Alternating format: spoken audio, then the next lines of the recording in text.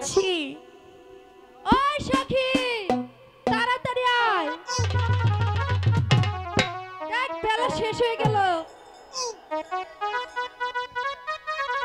চালু করে আয়। সখী হারিয়েছে। না, ওই তো আসতেছে।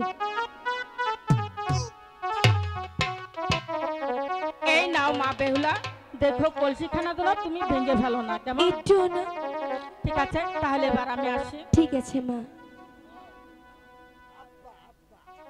সখী, বলো।